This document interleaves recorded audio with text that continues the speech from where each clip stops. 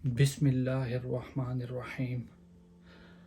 آج کا جو ہمارا موضوع ہے وہ حکمت و احکامات صوم اور رمضان کی فضیلت اور اہمیت۔ اس اعتبار سے سب سے پہلا نقطہ جو ہے میں وہ جو واضح کرنا چاہوں گا کہ اسلام میں جو عبادات اللہ تعالیٰ نے ہم پر لازم کی ہیں ان میں سے روزے کی جو عبادت ہے یہ اس کی خصوصیت ہے کہ اس سے متعلق تمام احکام، تمام حکمتیں، یہاں تک کہ حکم میں جو تدریج ہوئی کہ پہلے ایک حکم آیا پھر دوسرا حکم آیا، ظاہر بات ہے کہ ان دونوں کے مابین کوئی زمانی وقفہ ضرور تھا، لیکن یہ کہ ان تمام آیات کو ایک جگہ پر جمع کر دیا گیا۔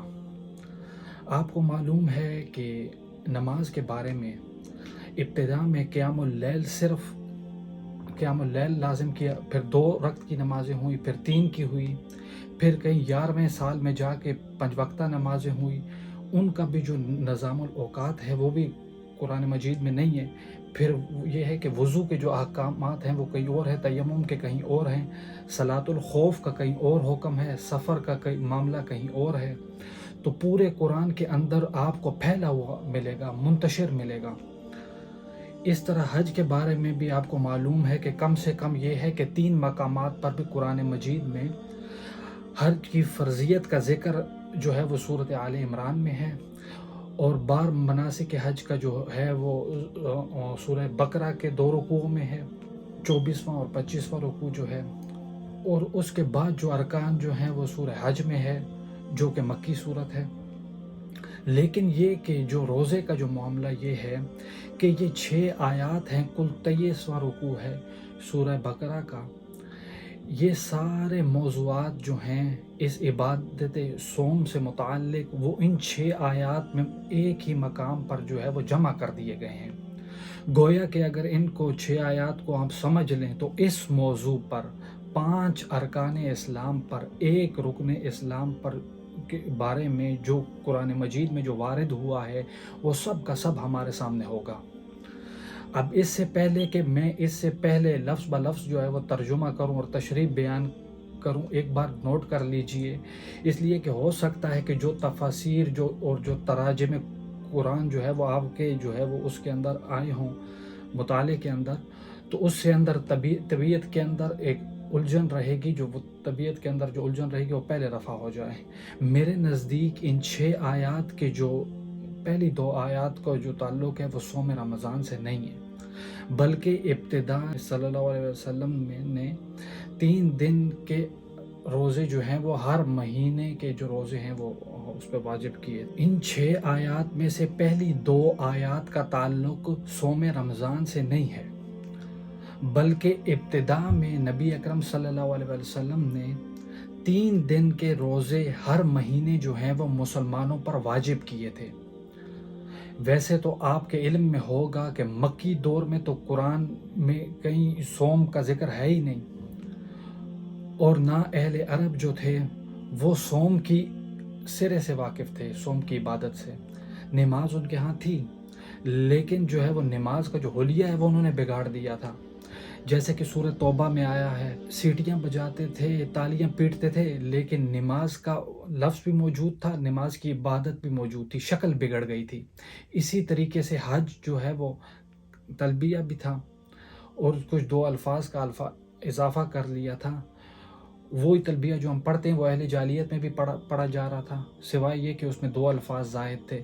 حج موجود تھا، قربانی موجود تھی، یہ سارے احکامات جو ہے وہ موجود تھے اور اہل عرب اس سے واقف تھے، لیکن صوم کی عبادت سے وہ واقف نہیں تھے، اور پورے مکی قرآن کے اندر اس کا کوئی ذکر نہیں ہے۔ وہ تو جب حضور مدینے تشریف لائے تو یہاں آ کر آپ نے دیکھا کہ یہودی 3 قبیلے جو ہیں وہ روزہ رکھتے تھے، جو یہودیوں کے 3 قبیلے تھے یوم عاشوراء کا۔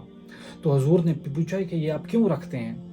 تو اس دن نجات ہوئی تھی، بنی اسرائیل کو نجات ہوئی تھی آل فرعون سے، فرعون اور اس کا لا اور لشکر غرق ہوئے تھے، اور بنی اسرائیل کو جو ہے وہ آزادی حاصل ہوئی، تو ہم اس کے شکرانے کے طور پر جو ہے وہ روزہ رکھتے ہیں۔ تو حضور نے فرمایا ہم تو اس کے زیادہ حقدار ہیں، ہم موسیٰ کے ماننے والے ہیں۔ تو ہم نے مسلمانوں سے کہا کہ تم بھی روزہ رکھو، تو پھر یہ کہ آپ نے اس روزے کی عبادت کو جو ہے وہ 3 روز ہر مہینے جو ہے وہ، جسے آج بھی بہت سے حضرات جو ہیں جو دینی اور خاص طور پر روحانی مزاج رکھتے ہیں، وہ آج بھی جو ہے وہ نفلی روزوں کے طور پر رکھتے ہیں، ہر چاند کے مہینے کی 13ویں 14ویں اور 15ویں تاریخ کو۔ انہیں ایام بیز کہتے ہیں۔ بیز جمع ہے ابیض کے، ابیض کہتے ہیں سفید روشن، اور جو 3 راتیں روشن ترین ہوتی ہیں مہینے میں، یا ظاہری بات ہے 13ویں کا چاند ہے، 14ویں کا تھوڑی سی کسر رہتی ہے، 14ویں کے اندر 14ویں کے برابر ہی ہے، اسی طرح 15ویں کا چاند ہے، وہ بھی کہیں تھوڑی سی کہیں نکر سمجھ میں نہیں آتا کہ کہیں سے اس کے اندر کمی ہوئی ہے، لیکن بہرحال 3 راتیں ہوتی ہیں، بہرحال روشن راتیں۔ ان 3 راتیں کے دنوں کو جو ہے وہ کہا جاتا ہے ایام بیز۔ ویسے تو دن سارے ہی روشن ہوتے ہیں، لیکن یہ کہ قمری مہینے میں 3 مہینے، قمری مہینے کے 3 ایام جو ہیں وہ 13 14 15، اور یہ تھے 3 روزے جو مسلمانوں کو حکم دیا تھا کہ یہ 3 روزے جو ہے وہ ہر مہینے رکھیں۔ اس کے کچھ عرصے کے بعد، سال 1.5 سال کے بعد اس کا وقفہ ہو، اس کے بعد جو ہے وہ رمضان المبارک کے جو ہے وہ روزے فرض کیے گئے ہیں۔ ان میں سے جو ہے وہ 2 آیات کا تعلق جو ہے وہ حکم سے ہے، مین حکم سے، اور بقایا آیات کا تعلق جو ہے وہ صوم رمضان سے ہے، اور یہ عام طور پر جو ہے وہ تراجم میں نہیں آتا۔ کہ دوسری بات یہ کہ جس کا میں تذکرہ آلریڈی کر چکا ہوں کہ عرب نماز سے بھی واقف تھے اور حج سے بھی واقف تھے، لیکن یہ کہ صوم کی عبادت ان کے ہاں سرے سے نہیں تھی، صوم کی عبادت۔ اس حوالے سے ذرا تدریجاً ان کو مانوس کرنا پڑا ہے۔ ایک دم ایک مہینے کے ایک روزے کے رکھ دینے کو حکم آتا تو گویا کہ خلاف کے حکمت ہوتا، بالکل نئی بات۔ تو تدریجاً یہ حکم آیا، تدریجاً جو ہے وہ ان کو جو ہے وہ اس سے مانوس کیا گیا ہے۔ تو یا ایھا الذین آمنوا کتب علیکم الصیام، اے ایمان والو، اے ایمان کے دعوے داروں، اور یہ نوٹ کر لیجیے قرآن مجید میں جو ہے وہ یا ایھا الذین آمنوا جو ہے وہ تمام مسلمانوں سے خطاب کا صیغہ ہے۔ یا ایھا الذین اسلموا کہیں پہ بھی نہیں ہے قرآن مجید میں، یعنی مسلمان سے جب بات کرنی ہے، اور مسلمان میں یہ ذہن میں رکھیے اس وقت بھی مومن صادق بھی تھے اور منافق بھی تھے۔ قرآن مجید میں یا ایھا الذین نافقوا بھی کہیں پہ نہیں آیا، لیکن ظاہری بات ہے کہ منافقین کی بڑی تعداد موجود تھی۔ غزوہ احد میں آپ کو موجود ہے کہ 1/3 لشکر جو ہے وہ حضور کو جو ہے وہ صحابہ کو جو ہے وہ چھوڑ کر جو ہے وہ 4000 کا 3000 کا جو لشکر تھا وہ ان کے سامنے چھوڑ کے واپس آ گیا۔ تقریباً تہائی نفری جو ہے وہ منافقین پر مشتمل تھی، لیکن یہ کہ کہیں قرآن مجید میں یا ایھا الذین نافقوا نہیں آیا، بلکہ مسلمان جو بھی ان سے خطاب کیا جائے گا وہ مسلمان واقعی مومن صادق ہے، یا وہ مسلمان کسی قسم کا بھی نفاق ہے اس کے اندر، نہ ایمان ہے نہ نفاق ہے، جیسے سورہ حجرات کے آیت میں آیا ہے۔ یہ بدو کہہ رہے ہیں کہ ہم ایمان لے آئے، اے نبی ان سے کہہ دیجئے تم ایمان ہرگز نہیں لائے ہو۔ ہاں یوں کہہ سکتے ہو کہ ہم جو ہے وہ اسلام لے آئے ہیں، اور ابھی تک ایمان جو ہے وہ تمہارے دلوں میں ابھی تک داخل نہیں ہوا۔ گویا کہ ایک کیفیت یہ بھی ہے کہ مسلمان تو ہے ایک شخص، لیکن ایمان جو ہے وہ اس کے دل میں نہیں ہے، لیکن وہ منافق بھی نہیں ہے۔ لیکن اس کے بعد جو ہے وہ فرمایا اگر تم اللہ کے اور اس کے رسول کی اطاعت کرتے رہو گے تو اللہ تمہارے اعمال کو کسی چیز کو بھی جو ہے وہ ضائع نہیں کرے گا، اور ظاہری بات جو ہے وہ منافق کا کوئی عمل قبول نہیں ہے، اور نہ وہ منافق تھے اور نہ وہ مومن تھے، برن مسلمان تھے وہ لوگ۔ وہ 3 کیٹیگریز بن جاتی ہیں، اور تینوں کے لیے قرآن مجید میں خطاب کے لیے جو الفاظ آئے ہیں یا ایھا الذین آمنوا، اے ایمان والو، یا اے ایمان کے دعوے دارو، کتب علیکم الصیام۔ کوتبہ کا جو صیغہ جو آتا ہے وہ کسی شے کے وجوب کے لیے آتا ہے۔ روزہ تم پر لکھ دیا گیا ہے، یہ گویا کہ جو لکھ دیا جانا حتمی شے ہوتی ہے۔ جب کوئی شے لکھ دی گئی، اب یہ گویا کہ یہ جو حتمی شے لازم ہو گئی، جو فرضیت کے لیے جو ہے یہ کتاب، یہ شریعت کے لیے جو لفظ جو ہے وہ کتاب ہے۔ یہی وجہ ہے کہ 4 مرتبہ جو ہے وہ قرآن مجید میں آیا ہے کتب علیکم الصیام، لیکن تم پر جو ہے وہ روزہ جو ہے وہ فرض دیا گیا ہے، لازم کر دیا گیا ہے۔ اب یہاں نوٹ کیجئے کہ صیام کے معنی کیا ہیں۔ یہ تو ہمیں معلوم ہے کہ عربوں کے ہاں جو ہے وہ یہ عبادت تھی ہی نہیں۔ پہلی بات تو یہ ہے کہ صیام کا عام طور پر یہ مطلب ہے کہ یہ سوم کی جو ہے وہ جمع ہے، لوگ عام طور پر یہ سمجھتے ہیں، ایسا نہیں ہے، یہ مشتر ہے، صیام و قیام، ساما یسوم و سومن و سیامن، کاما یقوم و قومن و قیامن۔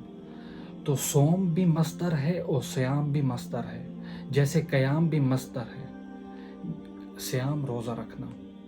تو یہ زبان عربی زبان میں یہ کس مفہوم میں جو ہے وہ مستعمل تھا، اس کا پس منظر جو ہے وہ سمجھ لیجئے، اس کا بڑا گہرا تعلق جو ہے وہ حکمت کے ساتھ بھی ہے، رمضان کی حکمت۔ اصل میں عرب جو ہے وہ اپنے گھوڑوں کو روزہ رکھواتے تھے۔ اس کا مطلب کیا ہے؟ سوم کا لفظی معنی کیا ہے؟ رک جانا، کھانے پینے سے رک گئے تو لہذا آپ صائم ہیں، حرکت سے اگر آپ رک گئے، ساکت و ثابت کھڑے ہیں تو لیکن آپ صائم ہیں، یہ لفظی معنی ہے سوم کے۔ تو عرب اپنے گھوڑوں کو جو ہے وہ روزہ رکھواتے تھے۔ اس کا پس منظر کیا ہے؟ آپ کو معلوم ہے کہ وہاں وہ غارت گری، لوٹ مار، یہ گویا کہ ان کا پیشہ تھا۔ وہ تو سال کے جو ہے وہ 4 مہینے جو اشہر حرم تھے، عمرے کے لیے، حج کے لیے جو ہے وہ اس میں جو ہے وہ حرم ہونا تھا، اس میں جو ہے وہ کسی قسم کی کوئی غارت گری، لوٹ مار، قتل و غارت سے وہ دور رہتے تھے۔ باقی تو یہ ان کا پیشہ تھا، لیکن اس کے لیے جو ہے وہ ان کو ضرورت ہوتی تھی تیز سواری کی۔ آپ نے کہیں جا کر حملہ کرنا ہے، لوٹ مار کرنی ہے، تو اس کے بعد پھر تیزی کے ساتھ دوڑنا ہوگا، واپس آنا ہوگا۔ تو جو ان کی عام سواری تھی اونٹ، وہ اس کے لیے جو تھی وہ موزوں نہیں تھی، اس لیے وہ اس کی رفتار جو تھی وہ تیز نہیں تھی، آپ اس کے تیزی کے ساتھ دوڑ نہیں سکتے۔ آپ چھاپا مار جسے کہتے ہیں، چھاپا مار جسے کہتے ہیں بھاگنا، دوڑنا اور پھر حملہ کر کے فوراً بھاگنا، اس کے لیے گھوڑے کی ضرورت تھی، اور گھوڑا جو تھا وہ اس کی آب و ہوا سے مناسبت نہیں رکھتا تھا۔ اونٹ کا جو ہے وہ معاملہ یہ ہے کہ اسے 7 دن تک پانی نہ ملے، وہ جو ہے وہ چلتا رہے گا، وہ صحرا کا جہاز ہے، کھائے پیے بغیر، پانی پیے بغیر 1 ہفتے وہ چل سکتا ہے۔ لہٰذا انہیں گھوڑے کو اس کے لیے ٹرین کرنا پڑتا تھا کہ وہ جو موسم کی جو شدت ہے وہ اس کو برداشت کر سکے۔ ایسا نہ ہو کہ عین موقع کے اوپر وہ پیاس کی وجہ سے، بھوک کی وجہ سے جی ہار جائے، اور اگر سواری نے جی ہار لیا تو پھر سوار کی شامت آ گئی، تو موت پھر جو ہے وہ در حقیقت سوار کی ہوگی۔ تو وہ انہیں بھوکا رکھتے تھے، پیاسا رکھتے تھے۔ جب بڑی تیز لو چلتی تھی تو ایک بدو جو ہے وہ اپنے سر کو جو ہے وہ اور منہ کو جو ہے وہ لپیٹ لیتا تھا اس غتلے کے اندر، جو ان کا ایک ہوتا ہے رومال، اور گھوڑے کا جو منہ ہے وہ بالکل سیدھا کر دیتا تھا، جو آگ سے بھری ہوئی جو سیدھی جو ہوا آ رہی ہے اس کے تپیڑوں کو جو ہے وہ برداشت کرنے کی جو صلاحیت ہے وہ اس کے اندر پیدا ہو سکے۔ تو یہ جو ایکسرسائز تھی، یہ ان کے ہاں صیام یا صوم تھی، گھوڑے روزہ رکھتے تھے۔ وہ لفظ جو ہے لغوی، اس کو پھر قرآن مجید نے ہے وہ استعمال کیا، اس کو آن کیا اس عبادت کے لیے۔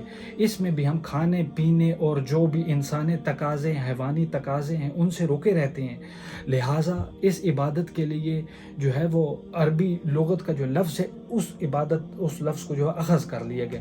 یا ایھا الذین آمنوا کتب علیکم الصیام کما کتب علی الذین من قبلکم، جیسے کہ وہ فرض کیا گیا تھا ان پر جو تم سے پہلے تھے، یعنی سابقہ امتیں۔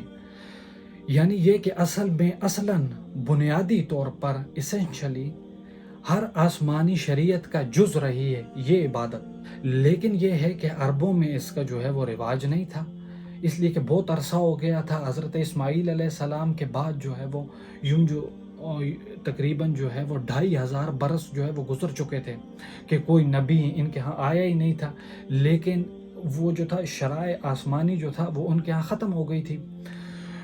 لیکن یہ کہ تمام جتنی بھی شرائع سماویہ ہیں ان میں جو روزے کی عبادت رہی ہے اس میں احکامات مختلف رہے ہیں۔ تو کما کتب علی الذین من قبلکم لعلکم تتقون، تاکہ تمہارے اندر تقوی پیدا ہو جائے۔ اب یہ ہے اصل جو حکمت کی بات ہے۔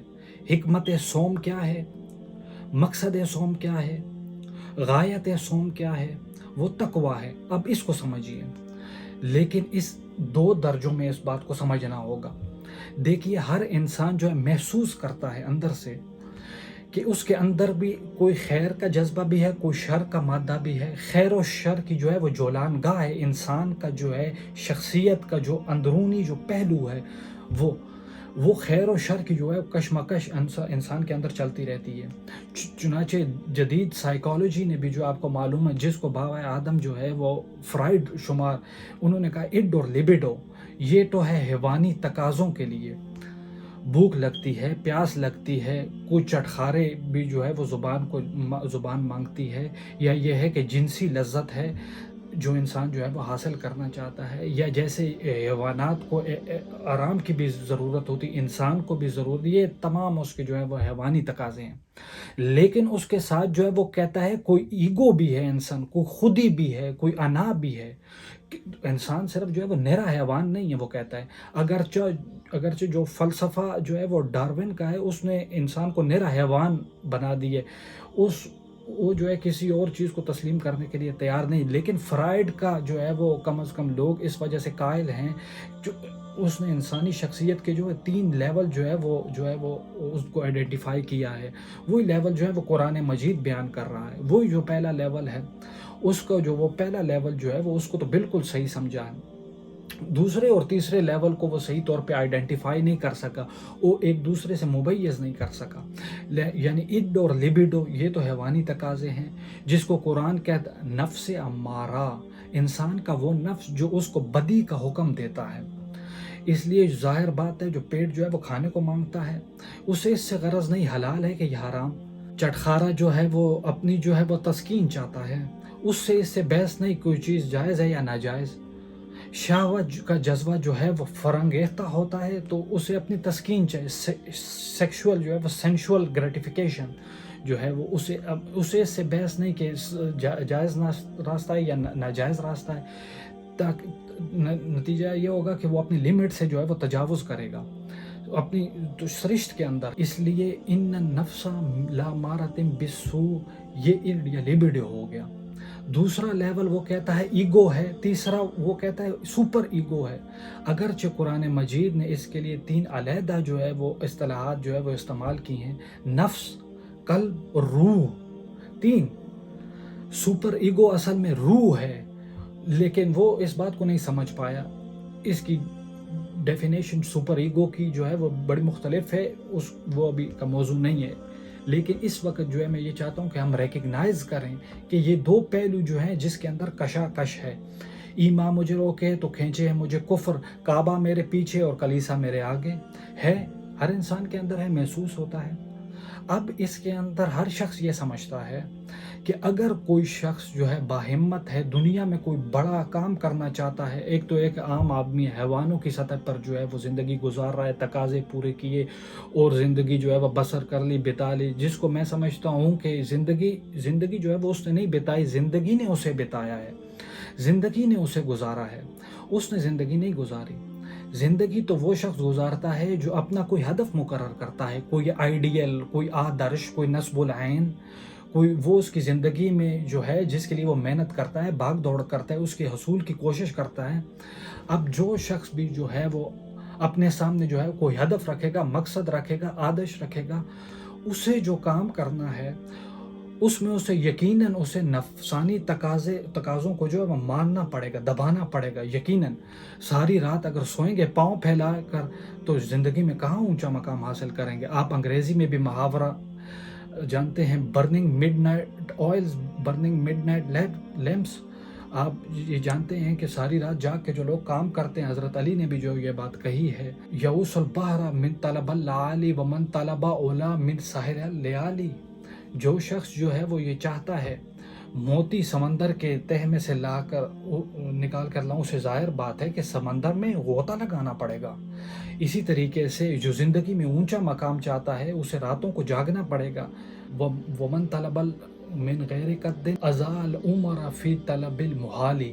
بغیر محنت اور کوشش کے کوئی شخص اگر یہ چاہتا ہے کہ کوئی اونچا مقام حاصل ہو جائے تو وشفل تھنکنگ میں وہ اپنی زندگی ضائع کر بیٹھتا ہے، کوئی اونچا مقام حاصل نہیں کر سکتا. گویا کہ کوئی بھی صاحب ہمت آدمی جو ہے وہ کوئی کام نہیں کر سکتا جب تک اپنے حیوانی تقاضوں کو ذرا دبائے نہ، قابو میں نہ رکھے، اپنے کنٹرول میں نہ رکھے. اس کے لیے لفظ کے لیے سیلف کنٹرول، ضبط نفس، یعنی ہمارے اندر جو ہمارے خودی ہے، جو مانوی شخصیت ہے، میں اس وقت ایگو اور سپر ایگو کو جمع کر کے جو ہے وہ لفظ استعمال کر رہا ہوں. انا، یہ جو ہماری انا ہے، یہ جو میں ہے، میں جو ہے ہماری حیوانی جو وجود سے علیحدہ شے. جب میں کہتا ہوں میرا جسم، تو وہ میں کون ہے؟ جس کا یہ جسم ہے وہ میں کوئی علیحدہ شے ہے نا. میرا پاؤں، میرا ہاتھ، میرا سر، میرے کان، میرا جسم، میرا وجود، میں کون ہے؟ وہ انا ہے، وہ خودی ہے، وہ ایگو ہے، وہ سیلف ہے. تو یہ جو خودی ہے، یہ جو سیلف ہے، یہ جو انا ہے، یہ جو ایگو ہے، یہ اگر اتنا قوی نہیں ہے وہ اپنے حیوانی تقاضوں کو کنٹرول میں رکھ سکے، تو پھر زندگی میں کوئی بڑا کام وہ نہیں کر سکتا. پھر زندگی اسے گزار جائے گی، وہ زندگی بسر نہیں کرے گا. تو گویا کہ ضبط نفس ہر صاحب ہمت اور کسی بھی صاحب مقصد انسان کے لیے لازم ہے کہ وہ اپنے نفس کو جو ہے وہ کنٹرول کرے. ظاہر ہے اس کے لیے یہی کرنا پڑے گا تاکہ آپ اپنے آپ کو پریپیئر کریں بھوک کے لیے، پیاس کے لیے، سختیوں کے لیے، رات کو جاگنے کا، مشقتیں جھیلنے کا. تو روزہ گویا کہ بالکل واضح طور پر جو ہے وہ بات جو ہے وہ سامنے سب سے اونچا لیول جو ہے وہ سمجھ لے، جس کو ہم کہیں گے رائٹنگ آن دی وال. جیسے پانی ہمیں جو ہے وہ زمین پر بہتا ہوا نظر آ رہا ہے، سرفیس واٹر، یہ گویا کہ اس کے مطابق سیلف کنٹرول، ضبط نفس کی ایک مشق ہے جو ہے اسے کہتے ہیں روزہ. بھوکا رہنا، پیاسا رہنا، تاکہ ہماری خودی، ہماری انا، ہمارا سیلف، ہماری ایگو، ہماری اڈ اور لیبیڈو پر جو ہے حیوانی تقاضوں پر، ان کے اوپر پوری طرح قابو یافتہ. اس کی مثال جیسا کہ یوں سمجھیے گھوڑا اور اس کے اوپر سوار، یا ہماری خودی جو ہے وہ انا جو ہے وہ اس کے اوپر سوار ہے، ہمارا یہ جسم جو ہے وہ گھوڑا ہے. اب اگر گھوڑا جو ہے وہ سرکش ہے اور منہ زور ہے اور سوار کے قابو میں نہیں ہے، تو اس کا مطلب یہ ہے کہ سوار کی زندگی جو ہے وہ اس کے رحم و کرم پر ہے، جہاں چاہے گا پٹخ دے گا، جدھر چاہے گا نکل جائے گا. لیکن اگر سوار جو ہے وہ اگر طاقتور ہے، مضبوط ہے، گھوڑے کے اوپر جو ہے وہ پراپر اس نے قابو کیا ہوا ہے، اس کی دونوں رانوں کے اندر جو ہے اس کی دونوں رانے جو ہیں وہ ان کے پسلیوں کے اندر جو ہے وہ پوری قوت کے ساتھ دھسی ہوئی ہیں، لہٰذا وہ گھوڑا جو ہے اب حکم مان رہا ہے اپنے سوار کا. تو اب یہ کہ انسان جو ہے وہ سواری کے ذریعے سے اپنے جو بھی مقصد ہے، جو بھی منزل ہے، وہ وہاں تک پہنچ جائے گا.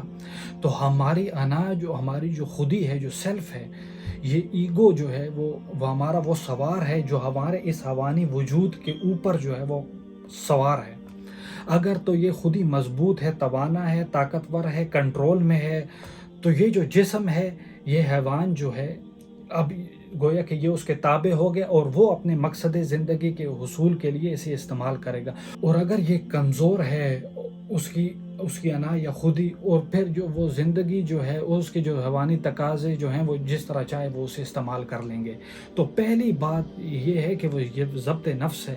اور بات میں اور واضح کر دوں، اسلام نے جو ہے وہ سیلف انہیلیشن کی اجازت نہیں دی ہے، سیلف کنٹرول کی اجازت دی ہے.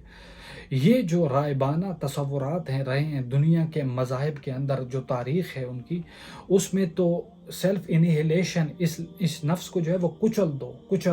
جیسی تپسیاں ہندو یوگی کرتے رہے ہیں، جیسی ریاضتیں راہبان اور حضرت عیسیٰ علیہ السلام کے جو ہے وہ ماننے والے عیسائی راہب، اگر آپ ہسٹری آف کرسچن موناسٹسزم پڑھیں گے تو وہاں کے رونگٹے کھڑے ہو جاتے ہیں کہ کتنی جو ہے وہ تپسیائیں اور ریاضتیں سخت وہ لوگ کرتے تھے. لیکن یہ لا رہبانیت فی الاسلام، اسلام نے تو یہ کہا ہے کہ یہ وجود، یہ تمہارا گھوڑا ہے، اسے استعمال کرو، بس تمہارا کنٹرول اس پہ جو ہے وہ ہونا چاہیے، تم اس کے تابع نہ ہو جاؤ، یہ تمہارے تابع ہو. تو حضرت عمر ابن العاص کی جو ہے وہ ایک حدیث ہے. عمر ابن العاص جو تھے وہ بڑے سیاستدان اور جرنیل، وہ اور طرح کے انسان تھے مزاجی اعتبار سے. یہ جو ان کی جو بیٹے ہیں عمر ابن العاص، یہ انتہائی زاہد و عابد، انتہائی زاہد، ہر روز جو ہے وہ روزہ، اور پوری رات کھڑے ہیں نوافل پڑھ رہے ہیں. تو حضور کو جب معلوم ہوا، بلایا، یا ابن اللہ اولم اخبر انکا تصوم الدہر و تقوم اللیال، اے عبداللہ مجھے تو یہ خبر دی گئی کہ تم ساری رات کھڑے رہتے ہو، نماز پڑھتے ہو، نہ تمہارا سروکار اپنے گھر والوں سے، نہ بیوی سے کوئی تعلق ہے، نہ کسی اور سے ہے، اور ہر روز روزہ رکھتے ہو. انہوں نے عرض کیا بھلا یا رسول اللہ، ایسا تو ہے، کیسے انکار کرتے. فرمایا لا تفعل، ہرگز مت ایسا کرو، فَإِنَّ لِنَفْسِكَ عَلَيْكَ حَقًّا. ان حدیث کی جو ہے وہ ذرا نوٹ کیجئے گا ان الفاظ کو. تمہارے نفس کا جو بھی ہے وہ تمہارے اوپر جو ہے وہ تمہارے اوپر حق ہے. اس کو کچلنا نہیں ہے، اس کو کل نہیں کرنا، سیلف انہیلیشن نہیں ہے، اس کا بھی حق ہے. تمہارا حق ہے کہ تم اپنے نفس کو تجزیہ بھی فراہم کرو، تقویت بھی دو، اس کے بھی تقاضے بھی جو ہیں وہ بھی پورے کرو، اس کے لیے مناسب وقفہ آرام کا بھی جو ہے وہ رکھو. یہ بھی نفس کی جو ہے وہ حقوق ہے. وَإِنَّ لِنَفْسِكَ عَلَيْكَ حَقًّا وَإِنَّ لِزَوْجِكَ عَلَيْكَ حَقًّا وَإِنَّ لِزَوْرِكَ عَلَيْكَ حَقًّا. یہ نفس کے بھی جو ہے، تمہارے نفس کا بھی جو ہے وہ تمہارے اوپر حق ہے، تمہارے بیوی کا تمہارے اوپر حق ہے، تمہارے جو بھی آنے والے ملنے والے وزٹرز ہیں، جو زیارت کرنے والے ہیں، ان کا بھی تمہارے اوپر حق ہے. تو سب کا حق جو ہے وہ ادا کرنا ہے. تو اس نفس کا جو ہے وہ حق تو ادا کرنا ہے، لیکن اسے کنٹرول میں رکھنا ہے. تو پہلی بات تو یہ ہے جو سمجھ میں آئی ہے، جو صوم جو ہے وہ ایز سچ، ابھی رمضان کا ہم نے کوئی تذکرہ نہیں کیا. یہ صوم جو ہے کھانا پینا کچھ عرصے کے لیے روکنا، کچھ اور اپنی خواہشات کو جو ہے وہ قدغن لگانا، یہ ایک ایکسرسائز کے طور پہ سامنے آئی، سیلف کنٹرول کے. لیکن اس سے اگلا مرحلہ آتا ہے. اگر یہ ایکسرسائز جو ہے میں نے خود معین کی ہو تو اس کا مسئلہ کچھ اور ہوتا. لیکن چونکہ یہ ایکسرسائز جس کا نام صوم ہے، یہ اللہ نے فرض کی ہے. میں کچھ نہیں کھا رہا ہوں تو اس وقت اس لیے نہیں کھا رہا ہوں کہ اللہ کو اس کا اس وقت کھانا جو ہے وہ پسند نہیں ہے. میں اگر نہیں پی رہا ہوں تو اس لیے نہیں پی رہا کہ اللہ کی طرف سے اجازت نہیں ہے. میری منقوہ بیوی موجود ہے، میں اس سے بستر اس وقت نہیں ہو سکتا، تو میرے رب کا اس وجہ سے اس پہ حکم نہیں ہے. گویا کہ اب یہاں کیا معاملہ ہوا، خود ہی کو مضبوط کرو، لیکن اس کو خدا کے سامنے جو ہے وہ جھکا دو. یہ جب انسان خود ہی مضبوط ہو، پہلا مرحلہ تو یہ ہے. اگر آپ کی خود ہی مضبوط نہیں ہے، ایاک نعبد و ایاک نستعین کہہ رہے ہیں، اندر سے نفس کہہ رہے کہتے رہو تم ایاک نعبد و ایاک نستعین، میں تو نہیں مانتا کسی کا حکم. تم جھک بھی گئے رکوع میں، تمہارا جسم تو جھک گیا ہے، تمہارا مانوی جسم جو ہے وہ تو کھڑا ہوا ہے، وہ تو جھکنے کو تیار ہی نہیں ہے. وہ جو کہتے ہیں مولانا روم، نفس ما ہم کم ترس فرعون نیست لیکن پورا اون ایرا اون نیست. میرا نفس بھی جو ہے وہ فرعون سے کوئی کم تو نہیں ہے. فرعون نے کہا تھا علیہ علیہ ملک و مصر، کیا مصر کی بادشاہت میری نہیں ہے؟ وَهَذِهِ الْأَنْهَارُ تَجْرِي مِن تَحْتِي، اور یہ سارے اریگیشن سسٹم جو ہے میرے کنٹرول میں، جس کو چاہوں پانی دوں، جس کو چاہوں روک دوں. اس طرح میرا جسم کہتا ہے، میرا اندر کا نفس کہتا ہے یہ میرا وجود ہے، اس پہ میرا حکم چلے گا. میں نہیں جانتا کیا حلال کیا حرام، کون خدا کیا اس کے احکام. تو یہ جو نفس کہتا ہے، نفس ما ہم کم ترس فرعون نے لیکن اورا اون ایرا اون نیست، چونکہ فرعون کے پاس لاؤ لشکر بھی تھا، اس نے ڈنکے کی چوٹ پہ کہہ دیا انا ربکم الاعلی. میرے پاس لاؤ لشکر نہیں ہے، میں تو کہہ تو کچھ نہیں سکتا، لیکن میرا نفس جو ہے وہ اندر سے یہی کہتا ہے یہ میری اقلیب ہے، یہ میری سلطنت ہے، اس پہ میری مرضی چلے گی. اس حوالے سے جو ہے جب تک کہ انسان خود ہی جو ہے وہ قابو یافتہ نہیں ہے اپنے وجود کے اوپر، اس وقت تک اس کا یہ کہنا ایاک نعبد و ایاک نستعین بے معنی ہے، اس کا کوئی مفہوم ہی نہیں. میں اس کی مثال یہ دے رہا ہوں کہ فرض کیجئے کہ اگر شہنشاہ اکبر یا شاہ جہان کا یا جہانگیر کا اور کوئی ہندو راجہ کہیں کا تھا، اس سے پہلے بانی تھا، اب وہ حاضر ہوا ہے سر اطاعت خم کرنے کے لیے، تو اس کا یہ فعل اسی وقت بامانی ہے جب اس کی حکومت جو ہے وہ اپنی حکومت جو اس ریاست میں قائم ہے. اگر معلوم ہو کہ وہاں تو بغاوت ہو چکی، وہاں تو حکومت کسی اور کی، اب یہ آیا ہے اطاعت قبول کرنے کے لیے، اس کا آنا بے معنی ہے. بالکل یہی ہے ہمارا، جب میرا اپنے وجود پر کنٹرول ہی نہیں ہے تو میں کس شے کی جو ہے وہ اللہ کے سامنے پیش کر رہا ہوں. اے اللہ، میں نے اپنے نفس کو جو ہے وہ تیرے سامنے جھکا دیا ہے، تیرے سامنے سرنگو کر دیا ہے، وہ نفس تو میرا کہنا مان ہی نہیں رہا. تو پہلی بات تو یہ ہے کہ وہ خود ہی اتنی طاقتور ہو کہ وہ اپنے وجود کے اوپر حکمران ہو، پھر وہ اپنے پوری شخصیت کے ساتھ اللہ کے سامنے جھکے. جب یہ مضبوط اور توانا خود ہی جو ہے وہ خدا کے سامنے جو ہے وہ جھکے گی، اپنے آپ کو گرا دیتی ہے، بچھا دیتی ہے. اس کا نام تقویٰ ہے، اللہ کا تقویٰ. وہ کیفیت نفس کی جس میں ایک یوں سمجھ لیجئے وہ شخصیت جو سپلٹ نہیں ہے، جو کہ آرگینک ہول کی حیثیت سے یہ ایک شخصیت ہے. اور اس کے اندر جو ہے اس کی خود ہی جو حاکم اور حکمران ہے، اور وہ خود ہی اب اپنے آپ کو اللہ کے سامنے سرنگو کر رہی ہے، اور اس نے اپنے آپ کو اللہ کے حوالے کر دیا ہے۔